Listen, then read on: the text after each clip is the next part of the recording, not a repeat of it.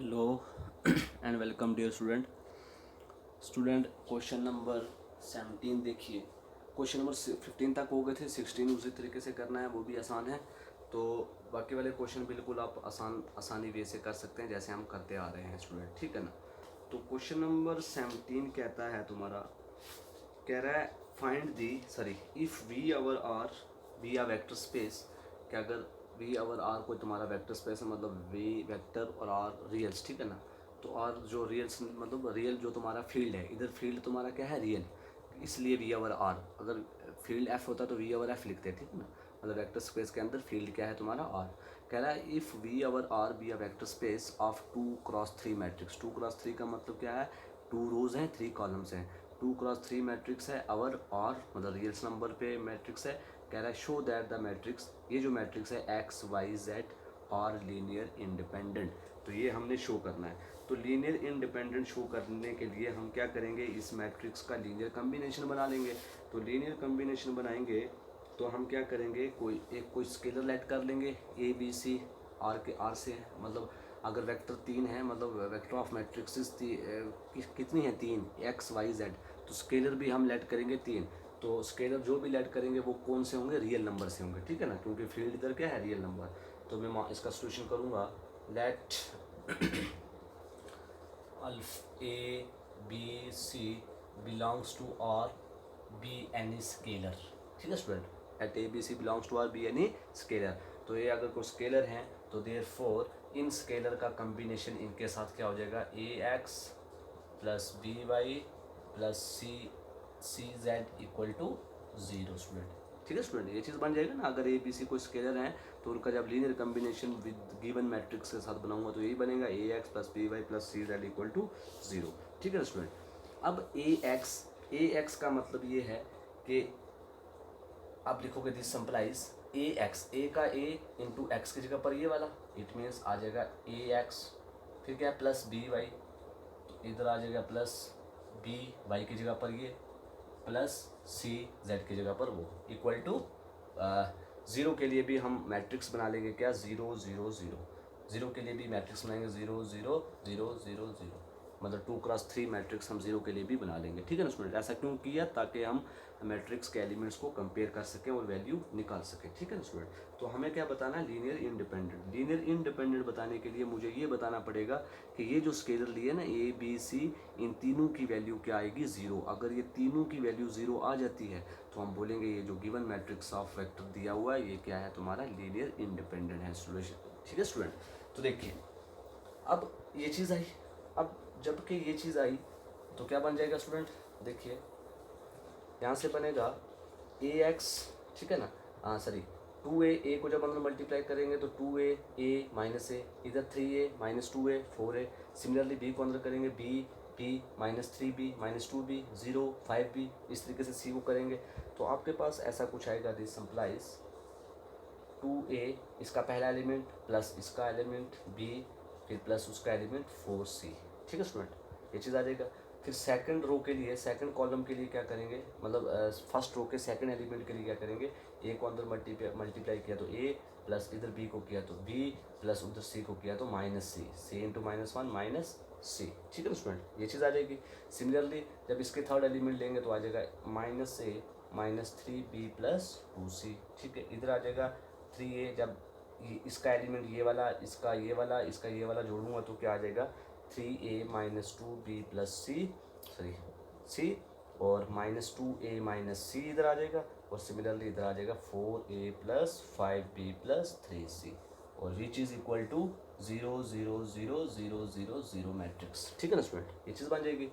अब यहाँ से देखिए बाई इक्वलिटी ऑफ मैट्रिसेस, तो आप लिखोगे बाई इक्वलिटी ऑफ मैट्रिसेस। तो इक्वलिटी ऑफ मैट्रिसेस क्या कहती है तुम्हें, कि कंपेयरिंग द क्रॉसपोंडिंग एलिमेंट्स, मतलब 2a plus B plus 4c भी क्या हो जाएगा 0, a प्लस बी माइनस सी भी क्या हो जाएगा 0, ये भी क्या हो जाएगा 0, ये भी 0, ये भी 0, ये भी 0। तो ये सारी इक्वेशन बन जाएंगी first second third fourth fifth इस तरीके से, ठीक है ना। तो वहाँ से फिर मैंने इसको सॉल्व किया हुआ है। आप वहाँ से फिर क्या करेंगे, उन इक्वेशन को किसी भी तरीके से कर सकते हैं भाई, एलिमिनेशन मेथड लगाओ, सब्स्टिट्यूशन मेथड लगाओ, ऐड करो, सब्ट्रैक्ट करो, कुछ भी करके उन इक्वेशन से आप ए बी सी की वैल्यू निकालोगे। अगर तीनों की वैल्यू 0 आती है तो आप बोलोगे hence the given matrices X Y Z और लीनियर डिपेंडेंट। ठीक है ना स्टूडेंट। तो देखिए स्टूडेंट नेक्स्ट क्वेश्चन नंबर 17 अब आप लोग कर सकते हैं वहाँ से आगे, ए बी सी की वैल्यू निकालनी आती है। तो देखिए क्वेश्चन नंबर 18 कह रहा है show that the 3 column vectors comprising the matrix. कह रहा है ये जो 3 कॉलम वेक्टर है, मतलब ये जो कॉलम में जो भी एलिमेंट्स हैं ये क्या है, वेक्टर हैं, और इन वेक्टर को कंप्राइज करके वो कह रहा है कंप्राइजिंग द मैट्रिक्स, उनको कंप्राइज करके क्या बनाया उसने, मैट्रिक्स बनाई है। और ये जो मैट्रिक्स बनाई है कह रहा है इसी मैट्रिक्स में से जो 3 कॉलम वेक्टर हैं ये आपने बताने हैं कि ये लीनियर डिपेंडेंट हैं। ठीक है ना स्टूडेंट, ये हमने शो करना है। और आगे वो कह रहा है and so R it's 3 rows vector, कह रहा है 3 रोज वेक्टर जो हैं ये भी शो करने हैं, ये भी क्या हैं, लीनियर डिपेंडेंट है। तो सबसे पहले हम कॉलम वेक्टर को बताएंगे, जिस तरीके से कॉलम को बताएंगे उसी तरीके से आप रो के लिए भी बता सकते हो कि लीनियर डिपेंडेंट है कि नहीं। ठीक है स्टूडेंट। तो अब उसने बोला कॉलम वेक्टर्स, तो इट मीन्स कॉलम वेक्टर्स कैसे बनेंगे, आप लिखोगे हेयर कॉलम वेक्टर्स और कॉलम वेक्टर्स क्या बने, एक ये बना 2 3 1, ठीक है। दूसरा क्या बन रहा है 7 6 17 7 माइनस 6, ठीक है ना। और तीसरा बन रहा है एंड 5 2 7, ठीक है ना। हम बोलेंगे हेयर 3 कॉलम या कॉलम वेक्टर्स आर दिस, ये कॉलम वेक्टर बने। तो जब के कॉलम वेक्टर आपको मिल गए तो अब आप क्या करते हैं, इसका लीनियर कॉम्बिनेशन बनाने के लिए कोई स्केलर अज्यूम करते हैं। तो मैं मान लेता हूँ let A B C be scalars, ये क्या है, स्केलर्स हैं इन किस में, इन आर में, सच दैट वो इस तरीके से हैं कि ए को मल्टीप्लाई करूँगा इस कॉलम वेक्टर के साथ, प्लस बी को मल्टीप्लाई करूँगा इस कॉलम वेक्टर के साथ, प्लस सी को मल्टीप्लाई करूँगा इस कॉलम वेक्टर के साथ, इक्वल टू 0। ठीक है दोस्तों, 0 के लिए भी आप ऐसे लिख सकते हैं 0 0 0, ये ठीक है, 0 के लिए भी आप कॉलम वेक्टर बना सकते हैं। ठीक है ना स्टूडेंट। तो जब लीनियर कॉम्बिनेशन लिया तो linear combination A B C, A को इसके साथ मल्टीप्लाई किया, प्लस बी को इसके साथ, प्लस सी को इसके साथ, इक्वल टू 0 0 0। ठीक है स्टूडेंट। जब ये करेंगे आप तो फिर आप देखिए स्टूडेंट फिर क्या आएगा जब ए को अंतर में मल्टीप्लाई करूँगा हर एक एलिमेंट के साथ तो आ जाएगा 2a 3a a, ठीक है स्टूडेंट। पहले के लिए ये आ जाएगा, प्लस इधर क्या आएगा, इधर आएगा 7b माइनस 6b 17b, जब b को अंदर मल्टीप्लाई करूँगा, ठीक है ना। प्लस c के लिए देखिए, c के लिए आ जाएगा 5c 2c 7c, ठीक है ना student, 7c which is equal to 0 0 0। ठीक है स्टूडेंट, ये चीज़ बन जाएगी जब स्केलर को अंदर में मल्टीप्लाई करूँगा इन मैट्रिक के साथ या स्केलर के साथ इसका लीनियर कॉम्बिनेशन बनाऊंगा तो इस तरीके से बनेगा। अब इनको जोड़ दो, क्या आएगा 2a plus 7b plus 5c, तो 2a plus 7b plus 5c, इधर क्या आएगा 3a minus 6b plus 2c, इधर क्या आएगा a plus 17b plus 7c। ठीक है स्टूडेंट, ये बन जाएगा इक्वल टू 0 0 0। ठीक है, फिर दिस इम्प्लाइज, फिर स्टूडेंट देखिए अब क्या करते हैं, कंपेयरिंग द कॉरस्पॉन्डिंग एलिमेंट या equality of matrices by the equality of matrices का मतलब ये है कि ये वाला पूरा 0 हो जाएगा, ये भी पूरा 0, ये भी पूरा 0। तो यहाँ से ये इक्वेशन बन जाएगा 0 फर्स्ट इक्वेशन, ये सेकंड इक्वेशन, ये थर्ड इक्वेशन। तो फर्स्ट सेकंड थर्ड से आप ए बी सी की वैल्यू निकाल सकते हैं। अगर ए या बी की वैल्यू कुछ मल्टीपल आती है, मतलब ए की वैल्यू अगर मल्टीपल कुछ कांस्टेंट मल्टीपल ऑफ बी आ रहा है या बी की वैल्यू कुछ कांस्टेंट मल्टीपल ऑफ सी आ रहा है, तो मतलब जब किसी भी दूसरे की वैल्यू अगर किसी दूसरे स्केलर के मतलब किसी एक स्केलर की वैल्यू अगर दूसरे स्केलर से मल्टीपल आती है तो मल्टीपल सम कांस्टेंट आती है, मतलब दुगना आती है, कम आती है, ज़्यादा आती है, तो उस केस में वो क्या होंगे, लीनियर डिपेंडेंट होंगे, मतलब नॉन जीरो होंगे ना सारे, तो नॉन जीरो होंगे, मतलब कम से कम एक नॉन जीरो होगा, तो नॉन जीरो होगा तो इट मीन्स वो क्या कहलाएगा, लीनियर डिपेंडेंट सोल्यूशन। ठीक है ना स्टूडेंट। तो इसी तरीके से इसी का दूसरा पार्ट भी कर सकते हैं आप, क्योंकि वेक्टर के लिए मैंने कॉलम के लिए लिया था, अब आप रो के लिए भी लेकर इसी तरीके से स्केलर ऐड करो और फिर वहाँ से उसको वो इक्वेशन बनाओ। तो इक्वेशन बनाने के बाद आप उस तरीके से भी कर सकते हैं जिस तरीके से मैंने पीछे बताया आपको कि आप मैट्रिक्स को जो भी इक्वेशन बनेगी उसको इस मैट्रिक्स में फॉर्म में कर दो, ए एक्स इक्वल टू 0। तो A X equal to 0 matrix form बना लो, तो फिर वहाँ से डिटर्मिनेंट निकालो। अगर डिटर्मिनेंट 0 आता है तो नॉन ट्रिवियल बनेगा, तो नॉन ट्रिवियल बनेगा तो वो क्या होगा, लीनियर डिपेंडेंट होगा। ठीक है ना स्टूडेंट। तो अगर नहीं होगा तो ऐसा, तो फिर लीनियर इंडिपेंडेंट होगा। तो हमें ये शो करना है कि ये लीनियर डिपेंडेंट है। ठीक है ना।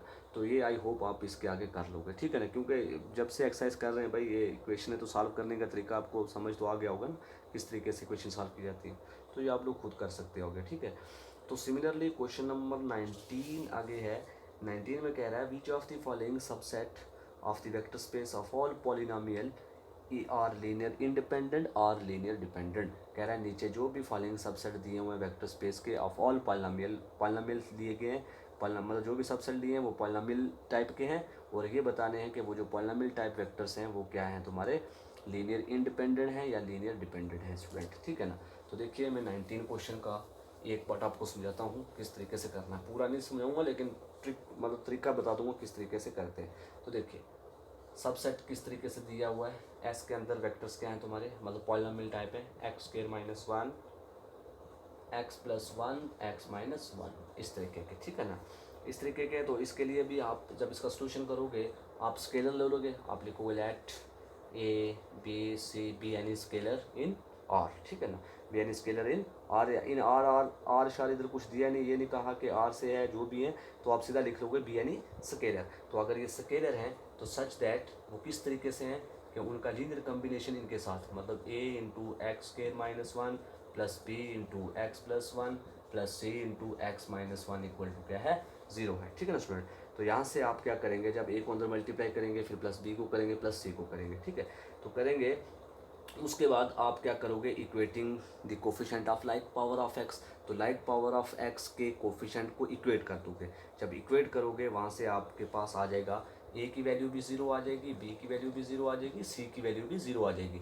जब तीनों की वैल्यू 0 आ जाएगी तो इट मीन्स हम कहेंगे ये गिवन वेक्टर्स या गिवन वेक्टर्स आर जो भी हैं वो क्या है, लीनियर इंडिपेंडेंट हैं। ठीक है ना, जो गिवन सबसेट ऑफ वेक्टर्स जो भी हैं वो क्या है, लीनियर इंडिपेंडेंट है। ठीक है स्टूडेंट। तो सिमिलरली इसका दूसरा पार्ट भी आप लोग कर सकते हो, तीसरा भी चौथा भी। ठीक, उसके बाद क्वेश्चन नंबर 20 जो है वो बिल्कुल इजी है, वो आप लोग खुद भी कर सकते हो, उसमें कोई परेशानी वाली बात नहीं। कह रहा है in vector space R over Q मतलब set of rational number show that one V is linear independent if and only if he is rational. तो ये आप लोग खुद भी कर सकते हो, ये इतने इंपॉर्टेंट भी नहीं है, लेकिन अगर करना चाहो तो आप लोग खुद करेंगे, ये मैं करवाऊंगा नहीं। ठीक है, क्योंकि ये मैंने देखे नहीं आज तक किसी एग्जाम में ऐसे वाले क्वेश्चन पूछते हुए। ठीक, तो मैक्सिमम इससे पीछे जितने मैं करवा चुका हूँ ये आपके लिए मोस्ट इंपॉर्टेंट थे। इनमें से कुछ भी कोई भी क्वेश्चन पूछ सकता है एग्ज़ाम में वो, लेकिन तो हम इतना ही रखेंगे आज 19 तक ही। तो बाकी 21, 20, 21, 22, 23, 24 क्वेश्चन जो है वो तुम्हारा होमवर्क है और तुम्हारी वो असाइनमेंट है। ठीक है ना स्टूडेंट, वो आप लोग खुद करोगे। ठीक है, अगर उनको करते हुए कहीं से प्रॉब्लम आएगी तो आप लोग मुझे कांटेक्ट कर सकते हैं। तो अदरवाइज़ अगर नहीं भी करोगे तो इतना इंपॉर्टेंट नहीं है। ठीक है ना स्टूडेंट। तो इंशाल्लाह यहाँ पर पहला यूनिट जो है उसका एहतमाम होता है, एंड होता है। तो उसके बाद पहला यूनिट तो ख़त्म हो गया। ठीक है ना स्टूडेंट। तो अब जब भी आपका कोई भी क्लास टेस्ट होगा तो वो यूनिट फर्स्ट का ही होगा, ध्यान रखें आप लोग। अब यूनिट फर्स्ट में आप लोग देखें, सारा अच्छे तरीके से पढ़ें, जहाँ से जो चीज़ नहीं समझ आ रही उसको निशान लगाएं और मुझे कांटेक्ट करें। इंशाल्लाह मैं समझाने की कोशिश करूँगा आपको। ठीक है ना, टाइम निकाल के मैं समझाऊंगा ज़रूर आपको पहले यूनिट में, अगर कहीं से आप लोगों को प्रॉब्लम आती है तो। अदरवाइज़ नहीं तो सिलेबस कंप्लीट हो जाए तो उसके बाद हम लोग डिस्कस करेंगे जो जो चीज़ें रह गई हैं और जो चीज़ें आपको नहीं समझ आ रही। ठीक है ना, बहुत सारी बीच में बच्चे ऐसे हैं जिनको कुछ चीज़ें नहीं समझ बीच में, तो अगर वो समझ नहीं है तो वो उनको आप लोग निशान लगा के रखें। तो बाद में जब ये सिलेबस ख़त्म हो जाएगा उसके बाद आप लोग अपने कंसेप्ट हर एक स्टेप बाय स्टेप क्लियर करवा सकते हो मुझसे। ठीक है ना स्टूडेंट। तो इंशाल्लाह कल के लेक्चर में, आज तो पहला यूनिट हो गया फिनिश, तो इंशाल्लाह कल हम यूनिट सेकंड जो है, यूनिट सेकंड शुरू करेंगे आप लोगों को। ठीक है ना। तो यूनिट सेकंड है तुम्हारा बेसिस और डायमेंशंस के बारे में, फाइनाइट डायमेंशनल वेक्टर स्पेस क्या है इसमें। ठीक है ना, तो डायमेंशन थ्योरम कुछ पढ़ेंगे, आइसोमॉर्फिज्म, होमोमॉर्फिज्म के बारे में पढ़ेंगे। ठीक है, तो इंशाल्लाह हम यूनिट सेकंड को कल से हम शुरू करने वाले हैं। तो आज के लिए इतना ही काफ़ी है, सफिशेंट है स्टूडेंट। तो यहाँ पर हुआ यूनिट फर्स्ट का दी एंड। तो आई होप आपको समझ आया होगा आज का लेक्चर। तो स्टूडेंट थैंक यू, काफ़ी है इतना मेरे ख्याल से आज।